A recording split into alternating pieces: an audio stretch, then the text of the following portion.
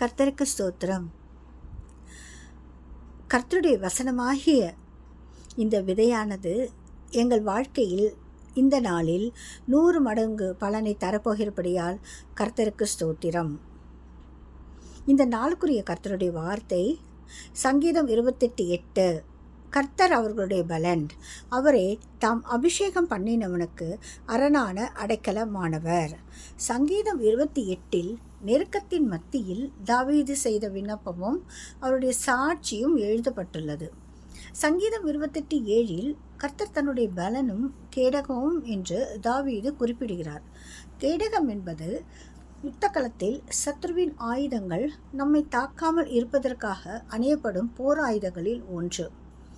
சங்கீதம் 28:8 தாவீது இப்படியாக எழுதுகிறார்: கர்த்தர் அவர்களுடைய பலன், அவரே தாம் அபிஷேகம் பண்ணினவனுக்கு அரணான அடைக்கலமானவர் என்பதாக. யுத்த களத்தில் அவர் நம்மை மறைத்து கொள்வது மாத்திரமல்ல, அவரே நம்முடைய அடைக்கலமாக இருக்கிறார். அடைக்கலம் என்பது மறைவிடம், ஒளிந்து கொள்ளும் இடம் என்று பல வார்த்தைகளை நாம் கூற முடியும். ஆங்கில வேதாகமத்தில் ஃபோர்ட்ரஸ், ரெஃப்யூஜ், ஸ்ட்ராங்ஹோல்ட் என்ற பதங்கள் பயன்படுத்தப்பட்டுள்ளது. இப்படிப்பட்ட கோட்டைகள் ஒரு பலத்த பாதுகாப்பை கோட்டைக்கு உள்ளிருக்கும் ஜனங்களுக்கு கொண்டு வரும். கோட்டைக்கு உள்ளிருக்கும் ஜனங்கள் யுத்தத்தை பார்க்கவே முடியாது, யுத்த சத்தத்தை கேட்கவே முடியாது. ஏனென்றால் அதன் சுவர்கள் மிகவும் உயரமான மதில்களால் சூழப்பட்டு பலமான இரும்பு கதவுகளை கொண்டு மூடப்பட்டிருக்கும். அதன் முன்பு காவலாளிகள் காவல் காத்து கொண்டிருப்பார்கள்.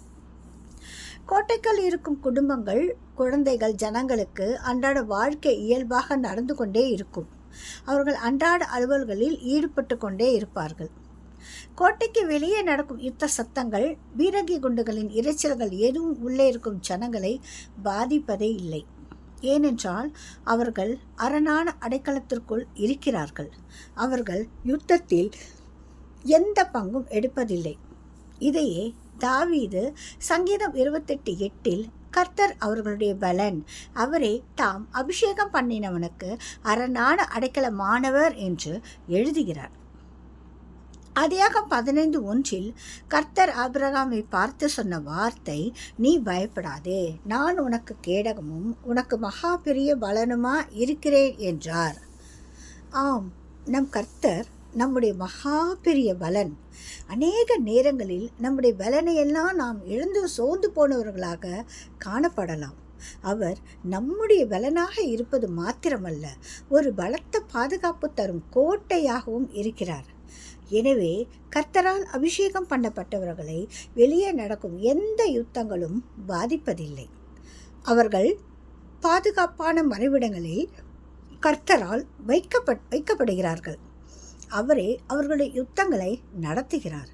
யுத்தங்களும் யுத்த சத்தங்களும் கர்த்தருடைய பிள்ளைகளை நெருங்கக்கூட முடியாது. ஆமென்.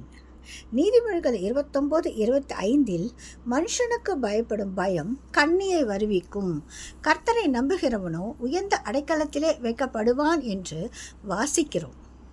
பயம் என்பது ஒரு மனிதனை ஒடுக்கக்கூடிய, கொல்லக்கூடிய கர்த்தரின் திட்டங்கள் நம் வாழ்க்கையில் நிறைவேறுவதை தடுக்கக்கூடிய, நம்மை விழப்பண்ணக்கூடிய சத்ருவாகிய பிசாசின் ஆயுதம். கர்த்தருடைய பிள்ளைகளின் வாழ்க்கையில் சத்ரு பயத்தை விதையாக விதைத்து விடுகிறான். அது நாளடைவில் வளர்ந்து பெருகி கர்த்தருடைய பிள்ளைகளை அழித்து போடும். இந்த வசனத்தின்படி பயப்படும் சூழ்நிலைகள் வரும்போது கர்த்தரையே நம்புகிறவர்கள் உயர்ந்த அடைக்கலத்தில் வைக்கப்படுகிறார்கள். அப்பொழுது அவர்கள் பயப்படுகிற எந்த காரியங்களும் அவர்களுக்கு நேரிடுவதில்லை. கர்த்தரின் அடைக்கலம் சாதாரணமானதல்ல, அது மிகவும் உயர்ந்தது.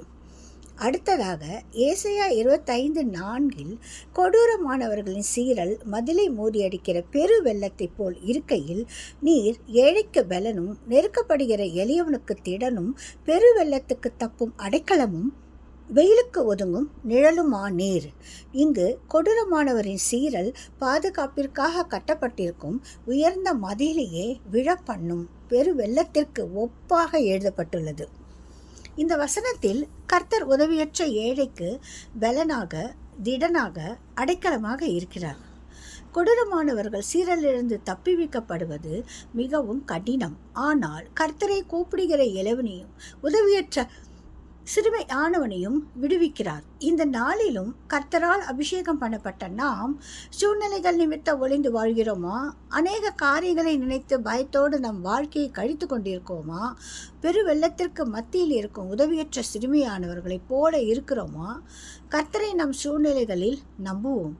அவரே அரணான அடைக்கலம், தப்புவிக்கும் விடுவிக்கும் அடைக்கலமாக இருந்து நம்மை பாதுகாத்து நமக்காக யுத்தம் செய்வார். நமக்கு ஜெயத்தை தருவார், உயர்த்துவார். ஆமென். ஜெபிப்போம்.